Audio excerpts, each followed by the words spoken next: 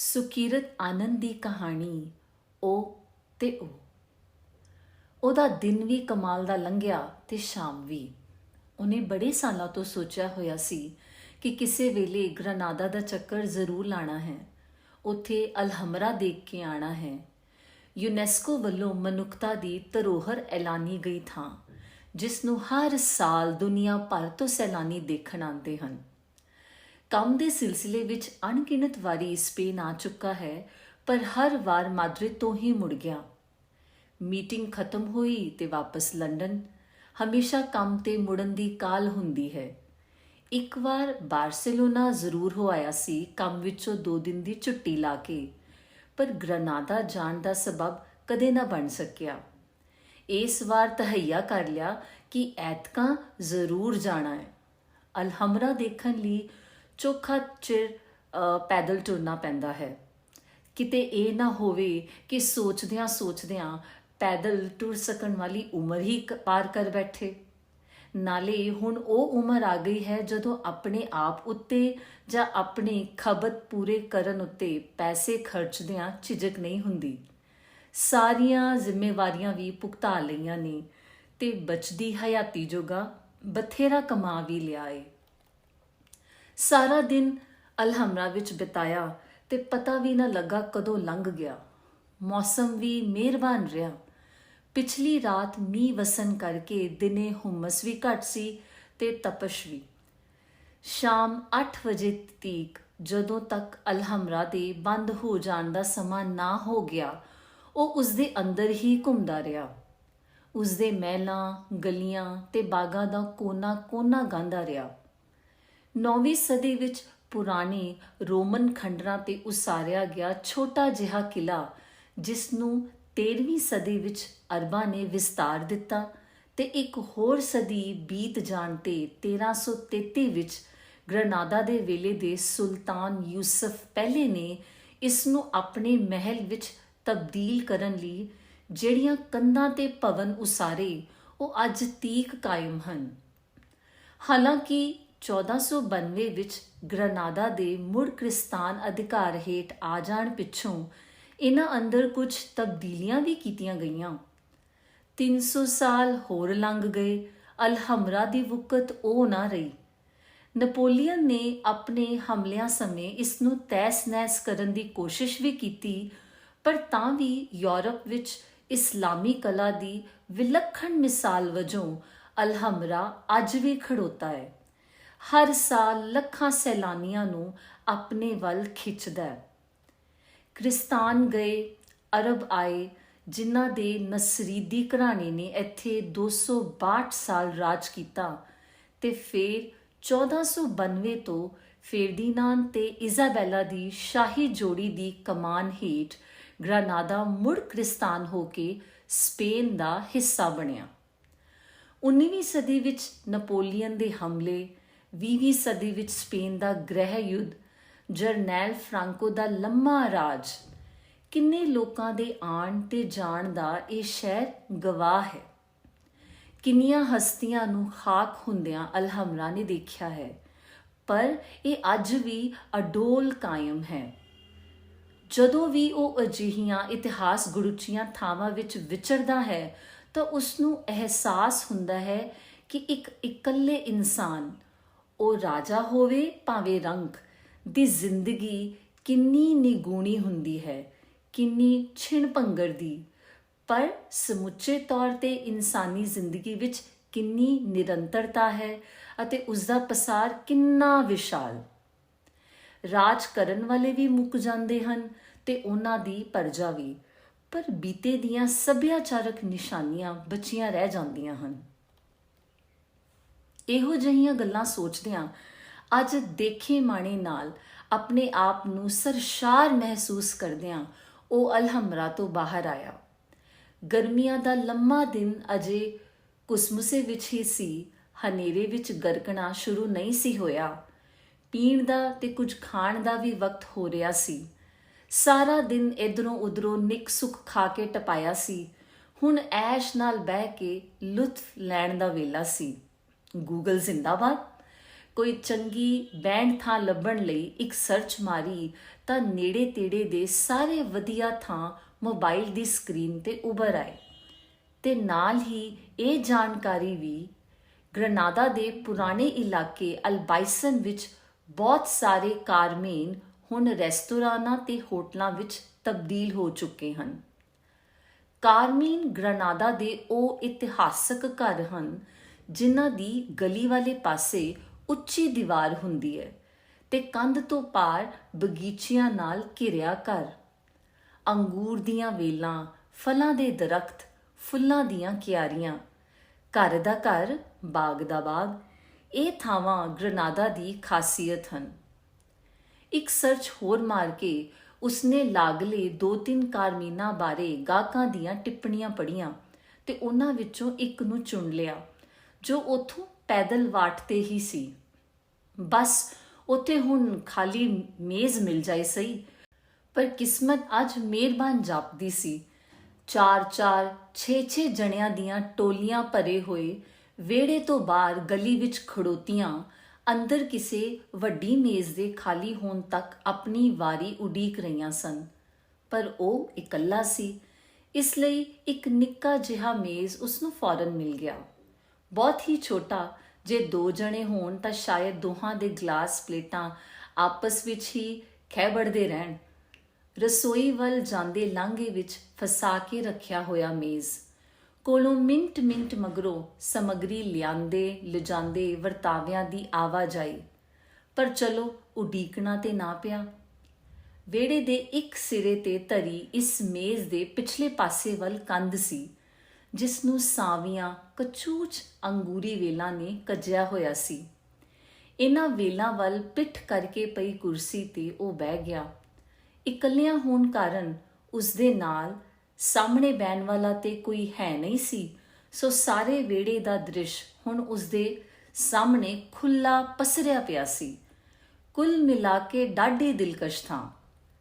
ਵਰਤਾਵਾ ਆਇਆ ਤੇ ਉਸ ਨਾਲ ਮਸ਼ਵਰਾ ਕਰਕੇ ਅੱਧੀ ਬੋਤਲ ਲਾਲ ਵਾਈਨ ਦੀ ਮੰਗਾਈ, ਨਾਲ ਹੀ ਰਿਮੋਹਨ ਗ੍ਰਾਨਾਡੀਨੋ, ਲੂਣ ਲੱਗੀ ਮੱਛੀ, ਸੰਤਰਿਆਂ ਤੇ ਕਾਲੇ ਜ਼ੈਤੂਨਾਂ ਦਾ ਸਲਾਦ, ਗ੍ਰਨਾਦਾ ਦਾ ਖਾਸ ਸਥਾਨਕ ਖਾਜਾ।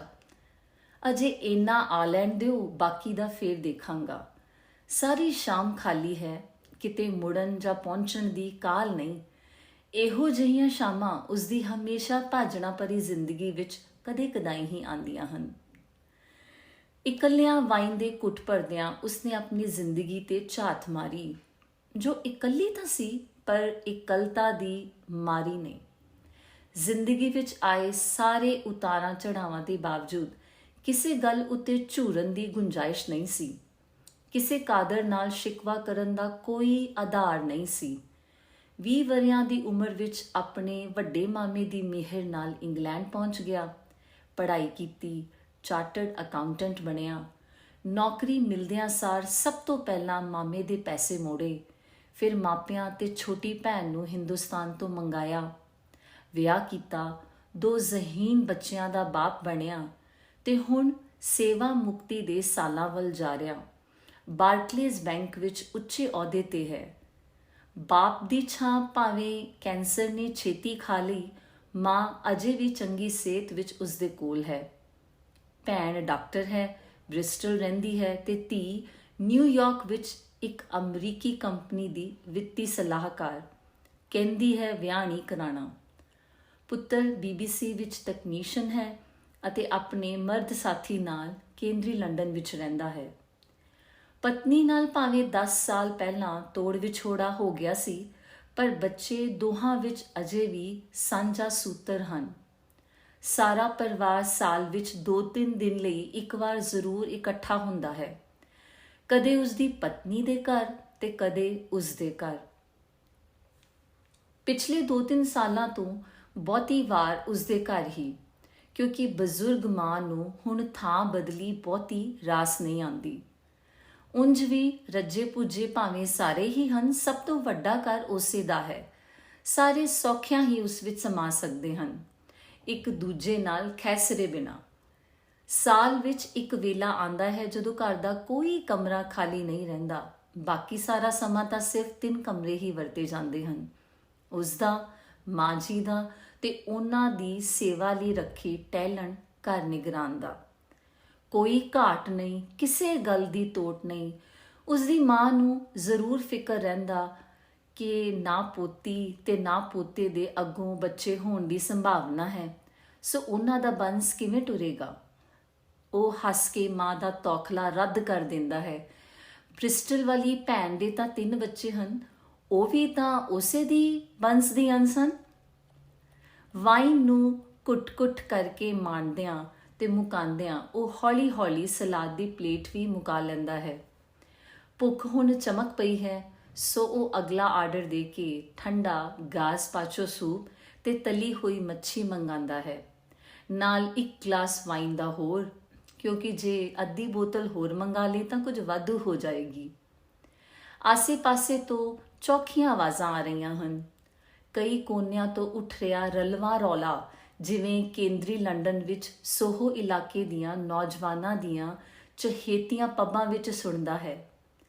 ਚਾਰੇ ਪਾਸੇ ਨਜ਼ਰ ਦੌੜਾਉਂਦਾ ਹੈ। ਇਹ ਨਹੀਂ ਕਿ ਇੱਥੇ ਨੌਜਵਾਨਾਂ ਦੀ ਭਰਮਾਰ ਹੈ, ਸਗੋਂ ਬਹੁਤੇ ਲੋਕ ਉਸ ਵਾਂਗ ਹੀ ਅਧੇੜ ਉਮਰੇ ਹਨ। ਪਰ ਸਪੇਨੀ ਲੋਕ ਅੰਗਰੇਜ਼ਾਂ ਵਾਂਗ ਸੰਕੋਚੀ ਨਹੀਂ ਹੁੰਦੇ। ਹੱਥ ਹਿਲਾ-ਹਿਲਾ ਕੇ ਉੱਚੀ-ਉੱਚੀ ਬੋਲਦੇ ਹਨ। ਬਹਿਸ ਕਰਦਿਆਂ ਕਦੇ ਗਰਮ ਤੇ ਕਦੇ ਜਜ਼ਬਾਤੀ ਹੋ ਜਾਂਦੇ ਹਨ, ਜਿਵੇਂ ਪੰਜਾਬੀ ਕਰਦੇ ਹਨ। ਹਰ ਪਾਸਿਓਂ ਕੰਨਾਂ ਵੱਲ ਤਰਦੀ ਆ ਰਹੀ ਸਪੇਨੀ ਨੂੰ ਸੁਣਦਿਆਂ ਉਸਨੂੰ ਖਿਆਲ ਆਉਂਦਾ ਹੈ ਕਿ ਉਸਦੇ ਘਰ ਵਿੱਚੋਂ ਪੰਜਾਬੀ ਹੁਣ ਤਕਰੀਬਨ ਉੱਡ-ਪੁੱਡ ਗਈ ਹੈ। ਸਿਰਫ ਉਹ ਤੇ ਉਹਦੀ ਭੈਣ ਹੀ ਮਾਂ ਨਾਲ ਗੱਲ ਕਰਦਿਆਂ ਪੰਜਾਬੀ ਵਰਤਦੇ ਹਨ। ਹੁਣ ਤੇ ਭੈਣ ਭਰਾ ਆਪਸ ਵਿੱਚ ਗੱਲ ਕਰਦਿਆਂ ਵੀ ਅੰਗਰੇਜ਼ੀ ਵਿੱਚ ਹੀ ਬੋਲਦੇ ਹਨ।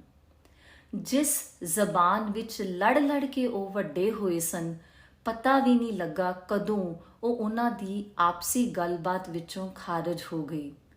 ਜਿਵੇਂ ਉਹਨਾਂ ਦਾ ਜਨਮ ਵੀ ਆਪਣੇ ਬੱਚਿਆਂ ਵਾਂਗ ਇੰਗਲੈਂਡ ਵਿੱਚ ਹੀ ਹੋਇਆ ਹੋਵੇ, ਜੋ ਪੰਜਾਬੀ ਸਮਝ ਤਾਂ ਲੈਂਦੇ ਹਨ ਪਰ ਬੋਲਦੇ ਕਦੇ ਨਹੀਂ, ਆਪਣੀ ਦਾਦੀ ਨਾਨੀ ਨਾਲ ਵੀ ਨਹੀਂ। ਸੂਪ ਤੇ ਮੱਛੀ ਨਾਲ ਤਸੱਲੀ ਹੋ ਗਈ ਹੈ, ਪੇਟ ਭਰ ਗਿਆ ਹੈ, ਪਰ ਭਾਰਾ ਨਹੀਂ ਮਹਿਸੂਸ ਹੋ ਰਿਹਾ। ਵਰਤਾਵਾ ਇਸ ਕਾਰਮੇਨ ਦੀਆਂ ਮਸ਼ਹੂਰ ਮਿੱਠੀਆਂ ਚੀਜ਼ਾਂ ਦੀ ਸੂਚੀ ਵਾਲਾ ਵੱਖਰਾ ਮੀਨੂ ਲੈ ਕੇ ਆਇਆ ਹੈ, ਜਿਹੜਾ ਮੁੱਖ ਮੀਨੂ ਜਿੰਨਾ ਹੀ ਲੰਮਾ ਚੌੜਾ ਹੈ।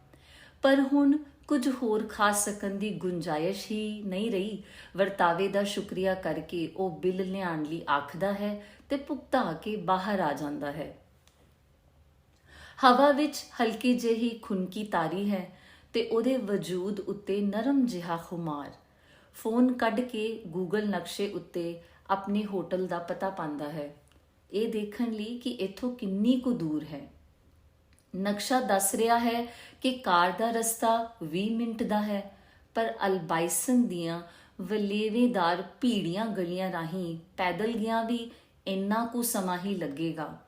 10-15 ਮਿੰਟ ਤਾਂ ਊਬਰ ਨੇ ਆਂਦਿਆਂ ਵੱਖਰੇ ਹੋਰ ਲਾ ਦੇਣੇ ਹਨ, ਸੋ ਉਹ ਪੈਦਲ ਹੀ ਤੁਰ ਪੈਂਦਾ ਹੈ।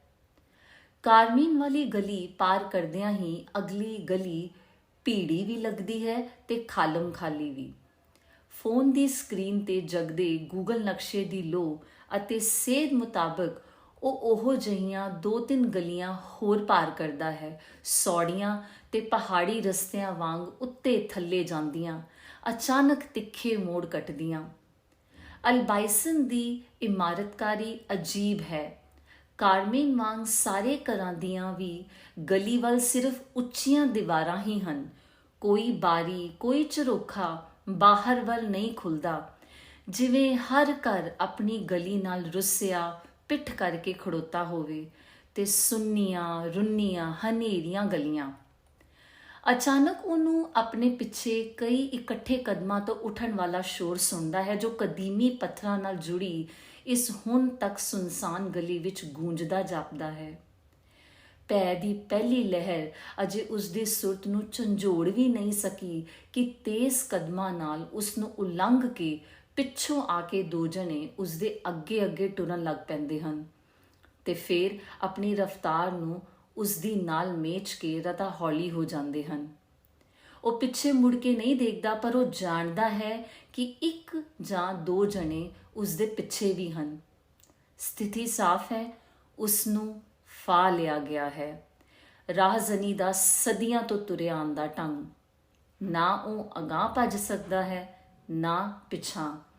ਉਹਨੂੰ ਪਤਾ ਹੈ ਕਿ ਖੜੋ ਜਾਣਾ ਹੀ ਬਿਹਤਰ ਹੈ। ਇੱਕ ਜਣਾ ਉਸਦੇ ਹੱਥ ਵਿੱਚੋਂ ਮਗਦੀ ਸਕਰੀਨ ਵਾਲਾ ਫੋਨ ਝਪਟ ਕੇ ਉਸ ਨੂੰ ਬੰਦ ਕਰ ਦਿੰਦਾ ਹੈ ਤੇ ਗਲੀ ਸੰਘਣੇ ਹਨੇਰੇ ਵਿੱਚ ਡੁੱਬ ਜਾਂਦੀ ਹੈ। ਤੇ ਦੂਜਾ ਖਰਵੀਂ ਆਵਾਜ਼ ਵਿੱਚ ਕਹਿੰਦਾ ਹੈ, ਜਿਸ ਦੀ ਸੁਰ ਤਾਂ ਉੱਚੀ ਨਹੀਂ ਪਰ ਕਰੜਾਈ ਵਿੱਚ ਕੋਈ ਵੀ ਸ਼ੱਕ ਨਹੀਂ। Sacca todo de tu bolso, signor, rapidamente। ਉਸ ਨੂੰ ਸਪੇਨੀ ਨਹੀਂ ਆਉਂਦੀ, ਪਰ ਇਸ ਸੁਰ ਵਿੱਚ ਕਹੀ ਗੱਲ ਨੂੰ ਸਮਝ ਸਕਣ ਲਈ ਕਿਸੇ ਜ਼ਬਾਨ ਦੀ ਲੋੜ ਨਹੀਂ। ਉਹ ਚੁੱਪਚਾਪ ਬਟੂਆ ਕੱਢ ਕੇ ਅਗਲੇ ਦੇ ਹੱਥ ਫੜਾ ਦਿੰਦਾ ਹੈ, ਗੁੱਟ ਤੋਂ ਘੜੀ ਵੀ ਲਾ ਦਿੰਦਾ ਹੈ। ਹੋਰ ਉਸ ਕੋਲ ਕੁਝ ਹੈ ਹੀ ਨਹੀਂ। ਉਹ ਆਦਮੀ ਉਸ ਦੀ ਘੜੀ ਵੱਲ ਨਜ਼ਰ ਮਾਰੇ ਬਿਨਾਂ ਹੀ ਕੋਲ ਖੜੋਤੇ ਆਪਣੇ ਸਾਥੀ ਨੂੰ ਫੜਾ ਦਿੰਦਾ ਹੈ ਤੇ ਆਪ ਬਟੂਆ ਫਰੋਲਣ ਵਿੱਚ ਰੁੱਝ ਜਾਂਦਾ ਹੈ। ਕੁੱਲ ਮਿਲਾ ਕੇ 100 ਯੂਰੋ ਵੀ ਨਹੀਂ ਬਟੂਏ ਵਿੱਚ, ਨਾਲ 2 ਕ੍ਰੈਡਿਟ ਕਾਰਡ ਤੇ ਉਸਦਾ ਸ਼ਨਾਖਤੀ ਕਾਰਡ। ਨੋਟ ਤੇ ਕਾਰਡ ਕੱਢ ਕੇ ਉਹ ਬੰਦਾ ਖਾਲੀ ਬਟੂਆ ਉਸ ਨੂੰ ਵਾਪਸ ਫੜਾ ਦਿੰਦਾ ਹੈ ਤੇ ਪੁੱਛਦਾ ਹੈ, ਕੋਦੀਗੋ। ਉਸ ਨੂੰ ਸਮਝ ਨਹੀਂ ਪੈਂਦੀ।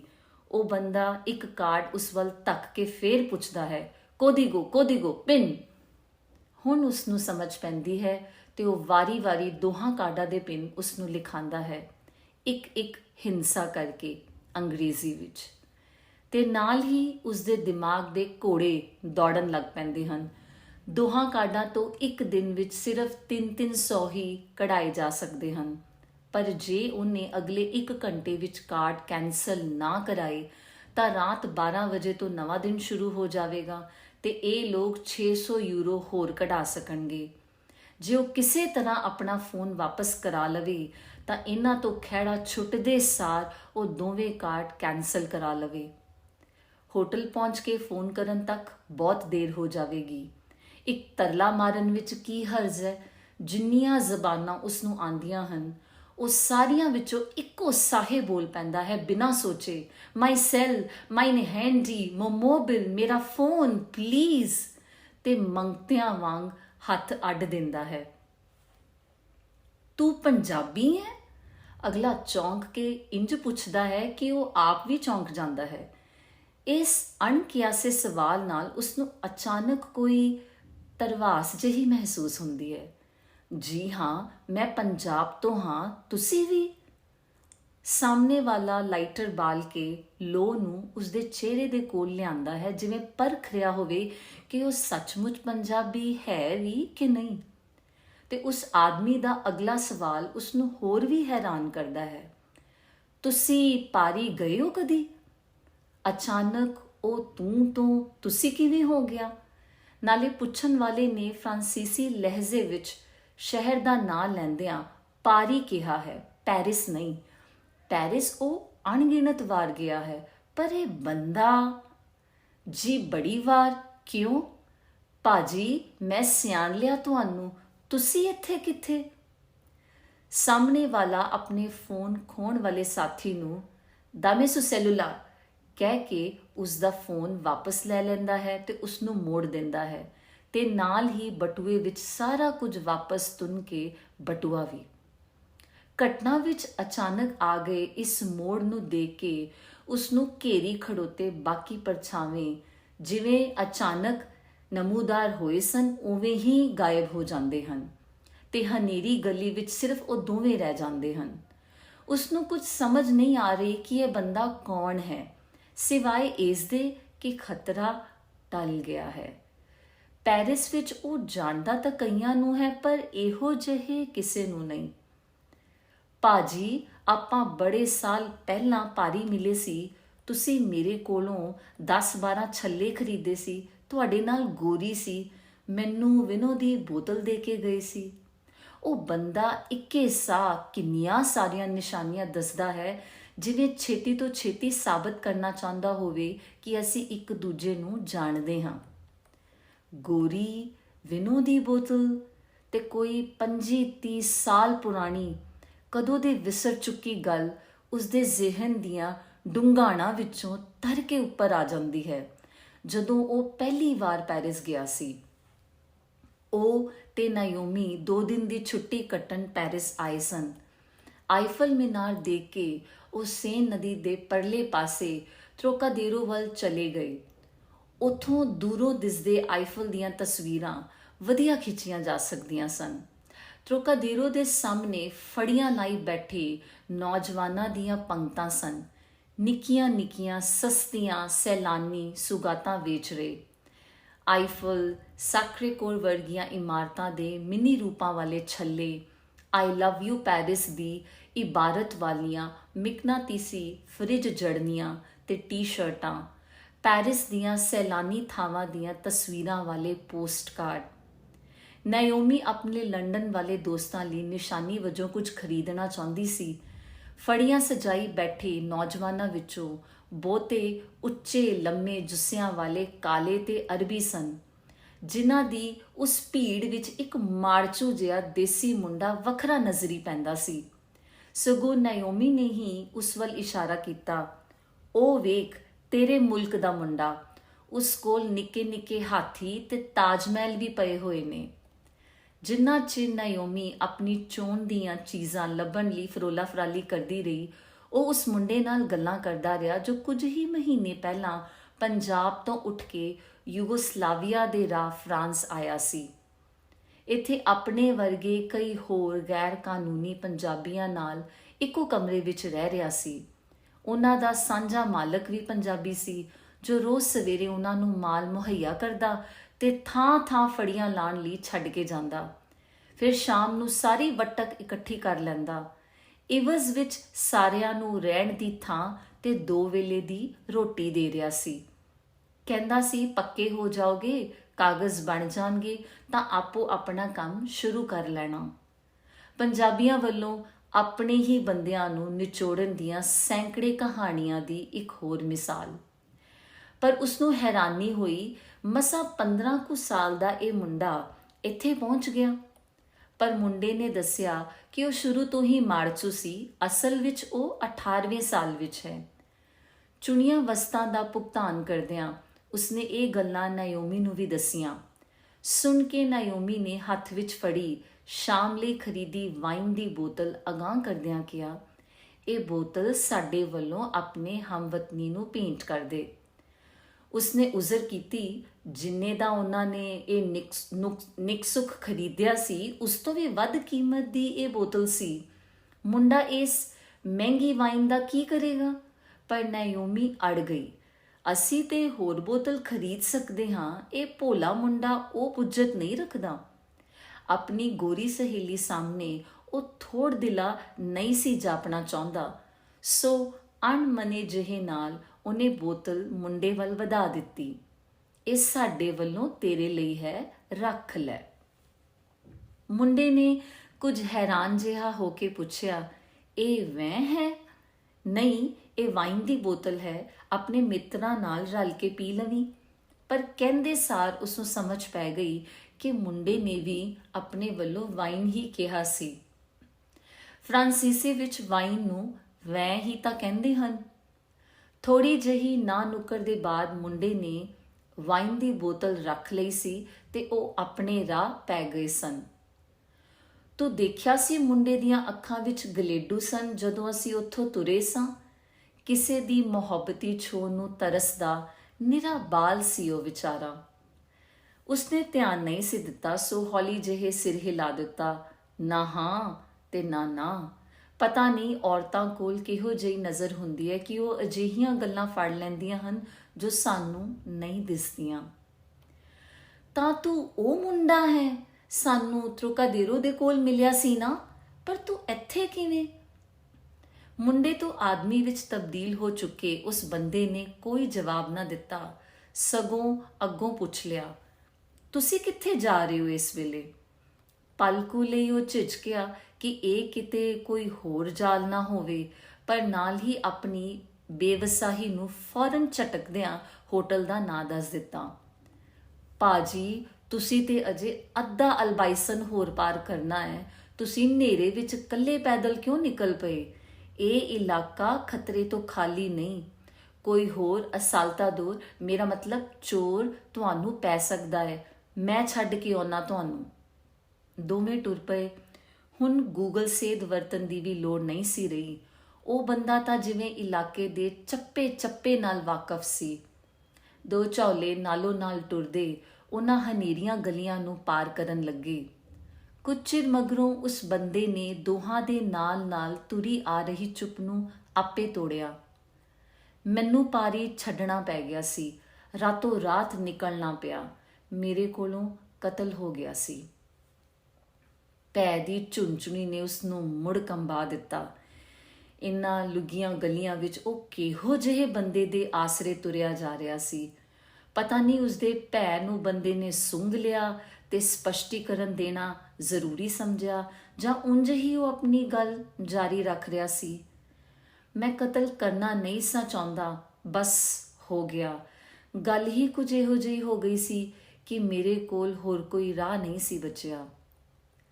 ਕੀ ਹੋਇਆ ਹੋਵੇਗਾ ਕਿ ਨੌਬਤ ਕਤਲ ਤੱਕ ਪਹੁੰਚ ਗਈ? ਕਿ ਇਹ ਕਿਸੇ ਦੀ ਕਾਮ ਭੁੱਖ ਦਾ ਸ਼ਿਕਾਰ ਬਣ ਰਿਹਾ ਸੀ, ਜਾਂ ਇਸ ਨੂੰ ਕਮਜ਼ੋਰ ਸਮਝ ਕੋਈ ਇਸ ਉੱਤੇ ਇੰਜ ਕਾਬਜ਼ ਹੋ ਰਿਹਾ ਸੀ ਕਿ ਜਿਸਨੇ ਇਸ ਅੰਦਰ ਇੰਨਾ ਰੋਹ ਜਗਾ ਦਿੱਤਾ ਕਿ ਇਸਨੇ ਉਸ ਨੂੰ ਮਾਰ ਹੀ ਮੁਕਾਇਆ। ਉਸਦੇ ਮਨ ਵਿੱਚੋਂ ਕਈ ਸਵਾਲ ਲੰਘੇ, ਪਰ ਇੰਨੇ ਸਾਲਾਂ ਤੋਂ ਇੰਗਲੈਂਡ ਰਹਿੰਦਿਆਂ ਉਸ ਵਿੱਚ ਯੂਰਪੀਨਾ ਵਾਲਾ ਸੰਕੋਚ ਆ ਗਿਆ ਸੀ। ਕਦੇ ਕਿਸੇ ਨੂੰ ਰਾਤੀ ਸਵਾਲ ਨਾ ਪੁੱਛੋ, ਜੇ ਉਹ ਆਪ ਦੱਸ ਦੇਵੇ ਤਾਂ ਵੱਖਰੀ ਗੱਲ ਹੈ। ਸੋ ਉਹਨੇ ਆਪਣੀ ਜਿਗਿਆਸਿਆ ਨੂੰ ਦੱਬੀ ਰੱਖਿਆ। ਮੈਨੂੰ ਫਰਾਂਸੀਆ ਛੱਡ ਕੇ ਭੱਜਣਾ ਪਿਆ। ਉਹ ਬੰਦਾ ਵੀ ਆਪਣਿਆਂ ਚੋਂ ਸੀ ਤੇ ਮੇਰੇ ਲਈ ਲੁਕਣਾ ਵੀ ਖਤਰੇ ਤੋਂ ਖਾਲੀ ਨਹੀਂ ਸੀ। ਮੈਨੂੰ ਕੋਈ ਵੀ ਫੜਾ ਸਕਦਾ ਸੀ। ਮੈਂ ਬਾਰਡਰ ਲੰਘ ਕੇ ਐਸਪਾਨੀਆ ਆ ਗਿਆ ਤੇ ਹੁਣ ਉਦੋਂ ਤੋਂ ਇੱਥੇ ਹੀ ਹਾਂ। ਕਿੰਨੇ ਸਾਲ ਤੋਂ ਹੈ ਇੱਥੇ? ਉਸਨੇ ਬੰਦਾ ਸਵਾਲ ਹੀ ਕੀਤਾ ਤਾਂ ਜੋ ਅਗਲੇ ਨੂੰ ਇਹ ਨਾ ਜਾਪੇ ਕਿ ਉਸਨੂੰ ਇਸ ਸਾਰੀ ਕਹਾਣੀ ਵਿੱਚ ਕੋਈ ਦਿਲਚਸਪੀ ਨਹੀਂ ਸੀ। ਫਰਾਂਸੀਆ ਤੇ ਮੈਂ 3 ਸਾਲ ਵੀ ਨਾ ਰਿਹਾ ਤੇ ਇੱਥੇ ਆਇਆ ਵੀ ਹੁਣ ਮੈਨੂੰ 25 ਸਾਲ ਤੋਂ ਵੱਧ ਹੋ ਗਏ ਨੇ। ਇੱਥੇ ਹੈ ਨੇ ਹੋਰ ਪੰਜਾਬੀ? ਉਸਨੂੰ ਹੋਰ ਕੁਝ ਪੁੱਛਣਾ ਨਾ ਸੁਝਿਆ। ਹੋਣਗੇ, ਪਰ ਮੇਰਾ ਕਿਸੇ ਨਾਲ ਕੋਈ ਆਉਣਾ ਜਾਣਾ ਨਹੀਂ। ਇੱਥੇ ਆ ਕੇ ਮੈਂ ਸ਼ੁਰੂ ਤੋਂ ਹੀ ਲਾਤੀਨੋ ਮੁੰਡਿਆਂ ਨਾਲ ਰਿਹਾ। ਇੱਥੇ ਬੜੇ ਲਾਤੀਨੋ ਨੇ। ਮੇਰੀ ਐਸਪੋਸਾ ਵੀ ਲਾਤੀਨਾ ਹੈ। ਮੈਂ ਆਪਣਾ ਨਾਂ ਵੀ ਬਦਲ ਚੁੱਕਾ ਹਾਂ। ਹੁਣ ਮੇਰਾ ਨਾਂ ਮਾਰੀਓ ਹੈ। ਉਸਨੂੰ ਖਿਆਲ ਆਉਂਦਾ ਹੈ ਕਿ ਨਾਂ ਹੀ ਨਹੀਂ ਬਦਲਿਆ, ਉਸਦੀ ਜ਼ੁਬਾਨ ਵੀ ਬਦਲ ਗਈ ਹੈ। ਗੱਲ ਵਿੱਚ ਸਪੇਨੀ ਲਫ਼ਜ਼ ਵਾੜ ਦਿੰਦਾ ਹੈ। ਵਹੁਟੀ ਜਾਂ ਬੀਵੀ ਦੀ ਥਾਂ ਐਸਪੋਸਾ ਕਿਹਾ ਸੋਂ। ਪਰ ਇਹੋ ਕੁਝ ਉਸ ਨਾਲ ਵੀ ਹੋ ਰਿਹਾ ਹੈ। ਆਪਣੀ ਮਾਂ ਨਾਲ ਪੰਜਾਬੀ ਵਿੱਚ ਗੱਲ ਕਰਦਿਆਂ ਵੀ ਕਈ ਅੰਗਰੇਜ਼ੀ ਦੇ ਲਫ਼ਜ਼ ਵਰਤ ਲੈਂਦਾ ਹੈ। ਸਗੋਂ ਹੁਣ ਤੇ ਉਸਦੀ ਮਾਂ ਦੀ ਬੋਲੀ ਵਿੱਚ ਵੀ ਅੰਗਰੇਜ਼ੀ ਦੇ ਛੱਟੇ ਉੱਭਰ ਆਉਂਦੇ ਹਨ। ਉਸਦੇ ਅੰਦਰ ਉੱਠਦੇ ਖਿਆਲਾਂ ਦੀ ਜਿਵੇਂ ਉਸ ਬੰਦੇ ਨੂੰ ਵੀ ਭਿਣਕ ਪੈ ਗਈ ਹੋਵੇ। ਬੜੇ ਚਿਰ ਬਾਅਦ ਪੰਜਾਬੀ ਬੋਲੀਏ ਭਾਜੀ, ਲੱਗਦਾ ਏ ਬੋਲਣੀ ਭੁੱਲ ਗਈ ਏ। ਐਸਪੈਨੀਓਲ ਬੋਲ ਬੋਲ ਕੇ ਮੂੰਹ ਦੁਖਣ ਨੂੰ ਆ ਜਾਂਦਾ ਏ। ਪੰਜਾਬ ਜਾਂਦਾ ਹੈ ਕਦੇ ਕਦਾਈ? ਕੀ ਗੱਲਾਂ ਕਰਦੇ ਹੋ ਭਾਜੀ? ਮੈਂ ਜਾਵਾਂ ਤੇ ਫੜਿਆ ਜਾਵਾਂਗਾ। ਮੈਂ ਮਰ ਚੁੱਕਾ ਹਾਂ ਘਰਦਿਆਂ ਲਈ। ਇਹੋ ਠੀਕ ਹੈ। ਉਹਨਾਂ ਮੈਨੂੰ ਮਰ ਖੱਪ ਗਿਆ ਸਮਝ ਕੇ ਰੋ ਪਿੱਟ ਵੀ ਲਿਆ ਹੋਣਾ ਕਦੋਂ ਦਾ। ਇਹੋ ਠੀਕ ਹੈ ਮੇਰੇ ਲਈ ਵੀ, ਉਹਨਾਂ ਲਈ ਵੀ। ਪਿਛਾਂ ਵੱਲ ਝਾਕਦੇ ਰਹੋ ਤਾਂ ਗਾਂ ਵੱਲ ਨੂੰ ਨਹੀਂ ਟੁਰਿਆ ਜਾਂਦਾ। ਪਰ ਜੀਣਾ ਤੇ ਹੁੰਦਾ ਹੈ ਨਾ ਬੰਦੇ ਨੇ। ਪਹਿਲੀਆਂ ਤੇ ਮਿੱਟੀ ਪਾਈ ਹੀ ਚੰਗੀ। ਉਹ ਆਪਣੀ ਥਾਂ ਸੁਖੀ ਵਸਣ। ਮੇਰੀ ਕਿਸਮਤ ਵਿੱਚ ਜੋ ਸੀ ਮਿਲ ਗਿਆ। ਹੁਣ ਤਾਂ ਉਹਨਾਂ ਨਾਲ ਮੇਲੇ ਸੁਰਗਾਂ 'ਚ ਹੀ ਹੋਣਗੇ। ਉਸਨੂੰ ਅਜੀਬ ਜਿਹਾ ਲੱਗਦਾ ਹੈ। ਜਿਉਂਦੇ ਜੀ ਮਰ ਗਿਆਂ 'ਚ ਸ਼ਾਮਲ ਸਮਝਿਆ ਜਾਣਾ, ਆਪਣੇ ਪਿੰਡ ਕਦੇ ਵੀ ਵਾਪਸ ਨਾ ਜਾ ਸਕਣ ਦੀ ਮਜਬੂਰੀ। ਕਿਹੋ ਜਿਹਾ ਮਹਿਸੂਸ ਕਰਦਾ ਹੋਵੇਗਾ ਇਹ ਬੰਦਾ? ਇਹ ਵੀ ਕੀ ਜ਼ਿੰਦਗੀ ਹੋਈ ਭਲਾ? ਪਰ ਉਹ ਖੁਦ ਕਿਹੜਾ ਵਾਪਸ ਜਾਂਦਾ ਰਿਹਾ ਹੈ। ਸਗੋਂ ਉਸਨੂੰ ਤੇ ਚੇਤੇ ਵੀ ਨਹੀਂ ਕਿ ਆਖਰੀ ਵਾਰ ਪੰਜਾਬ ਕਦੋਂ ਗਿਆ ਸੀ। ਸ਼ਾਇਦ ਉਦੋਂ ਜਦੋਂ ਆਪਣੇ ਮਾਪਿਆਂ ਨੂੰ ਨਾਲ ਲੈ ਕੇ ਗਿਆ ਸੀ। ਤੇ ਹੁਣ ਤੇ ਬਾਪ ਨੂੰ ਪੂਰੇ ਹੋਇਆਂ ਵੀ 10 ਸਾਲ ਹੋ ਚੱਲੇ ਹਨ। ਉਸ ਤੋਂ ਬਾਅਦ ਕਦੇ ਗਿਆ ਹੀ ਨਹੀਂ, ਭਾਵੇਂ ਇਸ ਬੰਦੇ ਵਾਂਗ ਉਸਦੀ ਕੋਈ ਮਜਬੂਰੀ ਵੀ ਨਹੀਂ। ਭਾਜੀ, ਉਹ ਸਾਹਮਣੇ ਤੁਹਾਡਾ ਹੋਟਲ ਜੇ, ਇਸ ਤੋਂ ਗਾਂਹ ਮੈਂ ਜਾ ਨਹੀਂ ਸਕਦਾ, ਪਰ ਤੁਸੀਂ ਰਮਾਨ ਨਾਲ ਜਾਓ। ਜਦੋਂ ਤੱਕ ਗੇਟ ਲੰਘ ਨਹੀਂ ਜਾਓਗੇ ਮੈਂ ਖੜਾ ਦੇਖਦਾ ਰਹਾਂਗਾ। ਫਿਕਰ ਨਾ ਕਰੋ, ਜਾਓ ਤੁਸੀਂ। ਪਰ ਜੇ ਹੋਰ ਕੁਝ ਦਿਨ ਇੱਥੇ ਟਿਕਣਾ ਜੇ ਤਾਂ ਰਾਤ ਵੇਲੇ ਟੈਕਸੀ ਹੀ ਲਿਆ ਕਰੋ। ਟੂਰਿਸਟਾਂ ਲਈ ਇਹ ਇਲਾਕਾ ਦਿਨ ਟਲੇ ਸਵੇਗੁਰੋਂ ਨਹੀਂ। ਨਾਲੇ ਤੁਸੀਂ ਤੇ ਇਕੱਲੇ ਹੀ ਤੁਰੇ ਫਿਰਦੇ ਜੇ। ਉਸਦੇ ਮਨ ਵਿੱਚ ਉਥਲ ਪੱਥਲ ਜਿਹੀ ਹੋ ਰਹੀ ਹੈ। ਟਲ ਗਈ ਮੁਸੀਬਤ ਤੋਂ ਛੁਟਕਾਰੇ ਦਾ ਸੋਚਦਿਆਂ ਹਮਦਰਦੀ ਤੇ ਸ਼ੁਕਰਾਨੇ ਦਾ ਰਲਵਾਂ ਅਹਿਸਾਸ ਜਾਗ ਪਿਆ ਹੈ। ਉਹ ਇਸ ਬੰਦੇ ਨੂੰ ਕੁਝ ਦੇ ਕੇ ਜਾਣਾ ਚਾਹੁੰਦਾ ਹੈ, ਪਰ ਬਟੂਏ ਵਿੱਚ ਤਾਂ 100 ਯੂਰੋ ਤੋਂ ਵੀ ਘੱਟ ਦੀ ਨਕਦੀ ਹੈ। ਇੱਥੇ ਏਟੀਐਮ ਹੈ ਕੋਈ ਨੇੜੇ? ਕੀ? ਮੈਨੂੰ ਸਮਝ ਨਹੀਂ ਆਈ। ਕਾਹੇਰੋ ਆਟੋਮੈਟਿਕੋ, ਉਹ ਸਪੇਨੀ ਵਿੱਚ ਦੁਹਰਾਉਂਦਾ ਹੈ। ਇੱਥੇ ਦੀਆਂ ਮਸ਼ੀਨਾਂ ਵਿੱਚੋਂ ਕਈ ਵਾਰ ਪੈਸੇ ਕਢਾਏ ਹੋਣ ਕਾਰਨ ਇਹ ਸ਼ਬਦ ਉਹ ਵੀ ਜਾਣਦਾ ਹੈ ਵੀ, ਪਰ ਵੱਡੀ ਸੜਕ ਵਾਲੇ ਪਾਸੇ ਵਾਲਾ ਹੀ ਖੁੱਲਾ ਮਿਲੇਗਾ ਇਸ ਵੇਲੇ, ਤੇ ਉਹ ਦੂਰ ਜੇ। ਇਹ ਸੜਕ ਵਾਲਾ ਸਵੇਰੇ 5 ਵਜੇ ਤੋਂ ਮਗਰੋਂ ਖੁੱਲੇਗਾ। ਜੇ ਇਸ ਵੇਲੇ ਕਢਾਣੇ ਨਹੀਂ ਤਾਂ ਮੈਂ ਚੱਲਣਾ ਤੁਹਾਡੇ ਨਾਲ।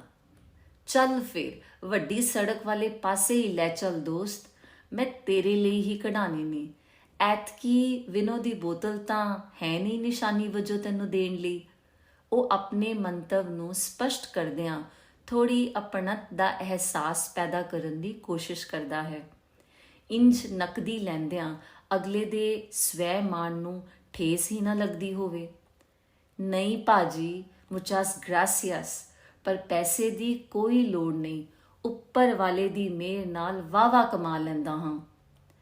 ਕਮਾਈ ਸ਼ਬਦ ਸੁਣ ਕੇ ਉਹ ਅੰਦਰ ਖਾਤੇ ਮੁਸਕਰਾਉਂਦਾ ਹੈ।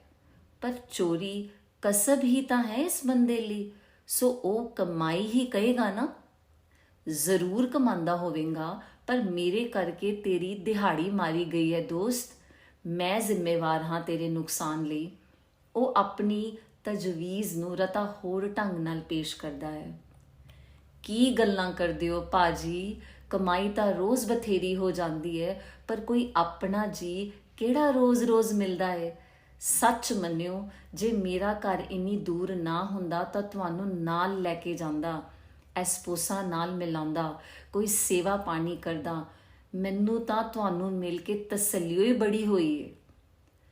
ਉਸਨੂੰ ਕੋਈ ਸ਼ੱਕ ਨਹੀਂ ਸੀ ਕਿ ਇਹ ਸਾਰੀਆਂ ਗੱਲਾਂ ਬੰਦਾ ਦਿਲੋਂ ਕਹਿ ਰਿਹਾ ਹੈ, ਸਿਰਫ ਕਹਿਣ ਦੀ ਖਾਤਰ ਨਹੀਂ। ਤੇ ਉਸਨੂੰ ਕੁਝ ਪੈਸੇ ਦੇ ਕੇ ਜਾਣ ਦੀ ਉਸਦੀ ਤਾਂਘ ਹੋਰ ਪ੍ਰਬਲ ਹੋ ਜਾਂਦੀ ਹੈ।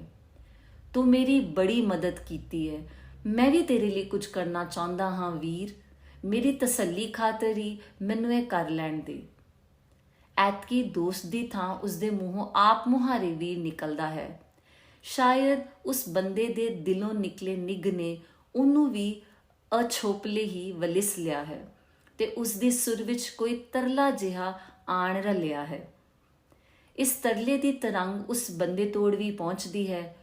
ਉਹ ਪਲ ਭਰ ਕੁਝ ਸੋਚਦਿਆਂ ਠਿਠਕਦਾ ਤੇ ਫਿਰ ਕਹਿੰਦਾ ਹੈ, ਮੇਰਾ ਇੱਕ ਕੰਮ ਕਰ ਦੇਣਾ। ਇੰਡੀਆ ਜਾਂਦੇ ਹੋ ਨਾ? ਕਦੇ ਕਦਾਈ, ਪਰ ਤੂੰ ਦੱਸ ਕੀ ਕੰਮ ਹੈ? ਜਦੋਂ ਅਗਲੀ ਵਾਰ ਦਰਬਾਰ ਸਾਹਿਬ ਮੱਥਾ ਟੇਕਣ ਅੰਮ੍ਰਿਤਸਰ ਜਾਓ ਤਾਂ ਮੇਰੇ ਪਿੰਡ ਵੀ ਹੋ ਆਣਾ। ਬਹੁਤੀ ਦੂਰ ਨਹੀਂ ਅੰਮ੍ਰਿਤਸਰੋਂ, ਰਾਮ ਤੀਰਥ ਤੋਂ ਥੋੜਾ ਹੀ ਹੋਰ ਅੱਗੇ ਜੇ। ਖਿਆਲਾ ਬਚਨ ਸਿੰਘ ਦਾ ਘਰ ਪੁੱਛ ਲੈਣਾ, ਜਿਹਦਾ ਮੁੰਡਾ ਯੂਰਪ ਜਾ ਕੇ ਮਰ ਖੱਪ ਗਿਆ। ਜੋ ਠੀਕ ਸਮਝੋ, ਥੋੜੀ ਮਾਇਆ ਆਪਣੇ ਵੱਲੋਂ ਉਸ ਜੀ ਦੇ ਹੱਥ ਧਰ ਦੇਣਾ ਜਿਹੜਾ ਵੀ ਘਰੇ ਜਿਉਂਦਾ ਲੱਭਾ। ਪਰ ਮੈਨੂੰ ਮਰਿਆ ਹੀ ਰਹਿਣ ਦੇਣਾ। ਮੇਰੇ ਬਾਰੇ, ਮੈਨੂੰ ਮਿਲਣ ਬਾਰੇ ਕੋਈ ਗੱਲ ਨਾ ਕਰਨਾ।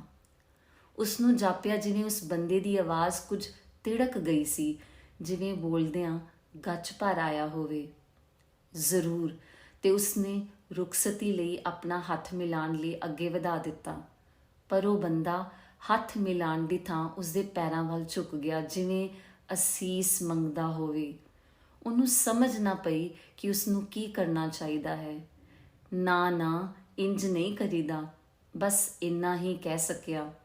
ਤੁਸੀਂ ਚੱਲੋ ਹੁਣ ਭਾਜੀ, ਮੈਂ ਇੱਥੇ ਹੀ ਖੜਾ ਜੇ ਅਜੇ। 100 ਕੁ ਕਦਮਾਂ ਦੀ ਵਿੱਥ ਪਾਰ ਕਰਕੇ ਹੋਟਲ ਦੀਆਂ ਬਰੂਹਾਂ ਤੇ ਪਹੁੰਚ ਕੇ ਉਸਨੇ ਪਿਛਾਂਹ ਮੁੜ ਕੇ ਦੇਖਿਆ।